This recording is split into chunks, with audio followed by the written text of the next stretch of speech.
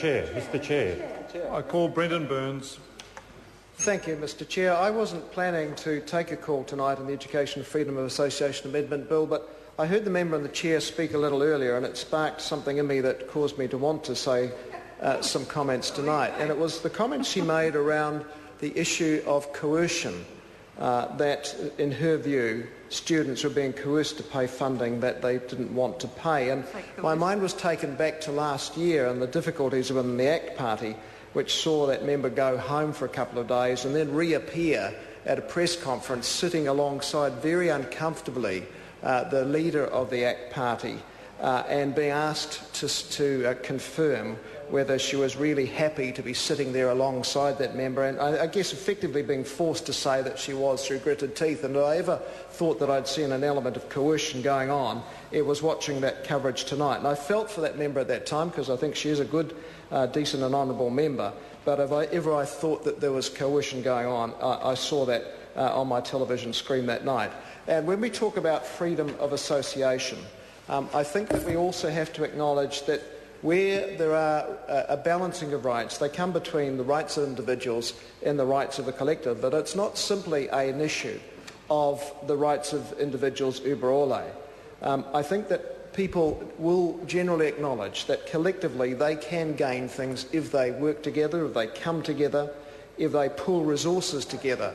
And if you want an example of that within our economy, you could look at Fonterra, which is effectively a collective where people come together, pool their resources, and collectively that company is a $10 billion export company, and it's upheld as an example by some members opposite, even though it might seem sometimes a little bit too collective and maybe even using the S word socialist in its intent. It actually works well in the best interests of its members, and it works extraordinarily well in the interests of New Zealand. And you can put up against that the issues of narrow self-interest that I think this bill represents in respect of a handful of people with connections to the ACT Party who say that they don't want to fund any of the activities of student associations. They'd rather look after themselves. Well, that's all very well, but obviously students have the option already in existing legislation. If they want to, they can force a referenda.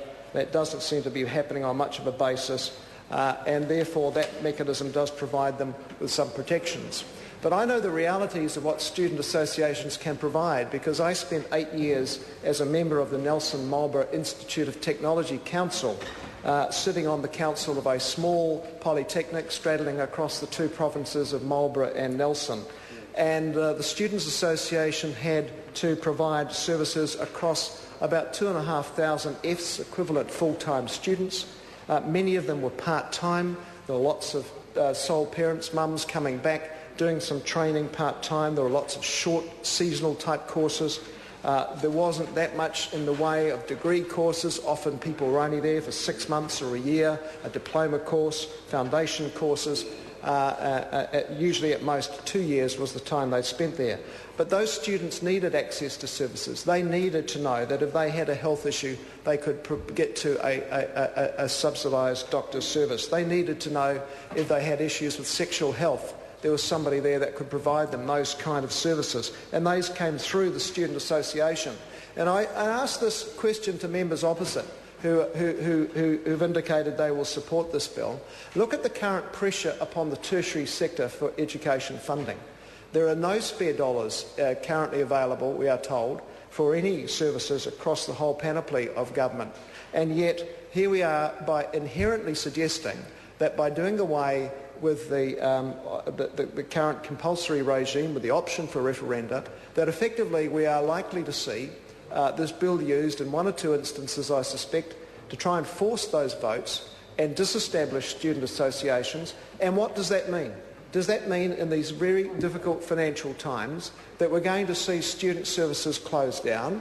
And if that's the situation, what will it mean? Will it mean, in fact, that the government has to stump up and provide extra resource because students simply are going to need to provide those, have access to those provided services in terms of things like job search and student health and the like? And I think one other important point to recognise is that student associations often give young people their first taste of democracy. It can often be the first time they've stood for a representative body, and it can be that Thank you, Mr. Chair. Mr. Chair. Thank you, Mr. Chair. I will joke with you. I move that the question be now put. The question is that the motion be agreed to. Those who are of that opinion will say aye. Aye. Contrary opinion will say no. No. The ayes have it. No. Party vote is called for. Clerk, please conduct a party vote. New Zealand National. 57 votes in favour. New Zealand Labour. 38 votes opposed. Green Party. 9 votes opposed. ACT New Zealand. 5 votes in favour. Maori Party. 3 votes opposed. Progressive. 1 vote opposed. United Future. 1 vote in favour. Honourable Chris Carter. Any other votes?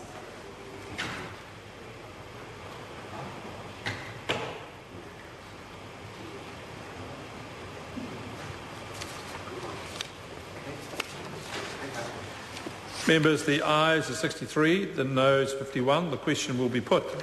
On Clause 4, there are a number of amendments. The first is in the name of Grant Robertson. It's a TypeScript amendment. The amendment as set out is out of order as it is inconsistent with the principles of the bill. I refer the members to Standing Order 292. The next amendment is in the name of the Honourable Darren Hughes, a TypeScript amendment regarding for not providing for referenda decisions. Now the question is that those members who support that amendment will say... Order, Mr Chairman. Point of order, the Honourable Darren Hughes. Mr Chairman, this amendment that you've read out is an amendment in my name. The amendment I submitted referred to the omission of the words that you mentioned, and including remove the right of students to decide whether or not their student association membership is compulsory by not providing for referenda provisions. You said just now decisions, and I want to know if my amendment's been changed. No. Has it? Did you misspeak? I didn't misspeak. Did I mishear? The member did not mishear. I summarised, and in contracting it to its very essence, I may not have got the same just as the member by reading it out, and I was just making sure. I could have simply said TypeScript amendment in the name of Darren Hughes and left it at that, and people would have thought, which one is that? So I gave a brief descriptor so the members were aware of which one it was. Oh, okay. You have now clarified it. Sure. And was everybody clear? Yes. You, no offence taken. Are you quite happy to support your own amendment? All right, we'll put the question. Those who are in favour say aye. Aye. Contrary opinion, no. No. The noes have it. Party votes called for. Clerk, please conduct a party vote. New Zealand National. 57 votes opposed. New Zealand Labour. 38 votes in favour. Green Party. 9 votes in favour. ACT New Zealand. 5 votes opposed. Maori Party. 3 votes in favour. Progressive. 1 vote in favour. United Future. 1 vote opposed. Honourable Chris Carter. Any other votes?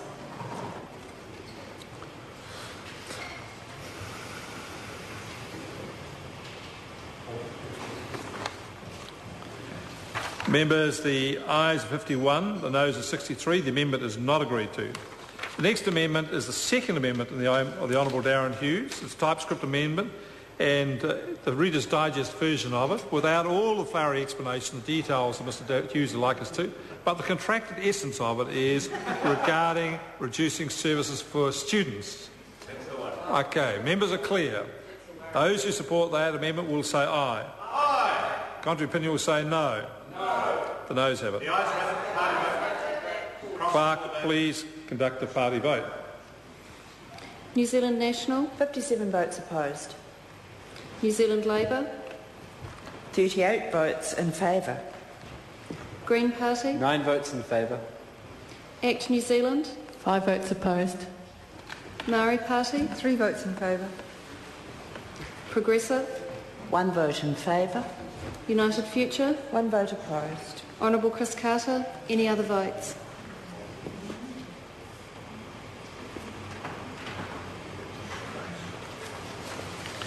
Members, the ayes are 51, the noes are 63. The amendment is not agreed to.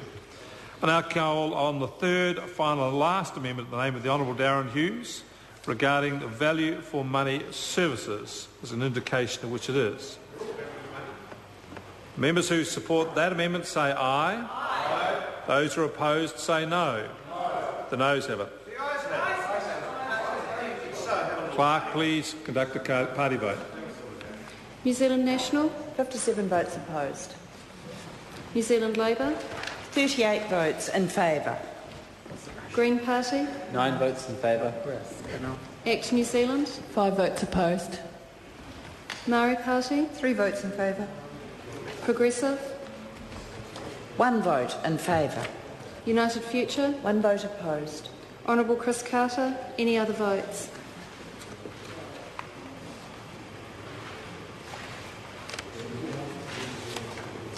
Members, the ayes 51, the noes are 63. The amendment is not agreed to. The question now is that Clause 4 stand part. Those who support that will say aye. Contrary, no. No. The ayes have it. Clerk, please conduct the party vote. New Zealand National, 57 votes in favour. New Zealand Labour, 38 votes opposed. Green Party, 9 votes opposed. Act New Zealand, 5 votes in favour. Maori Party, 3 votes opposed. Progressive, 1 vote opposed. United Future, 1 vote in favour. Honourable Chris Carter. Any other votes?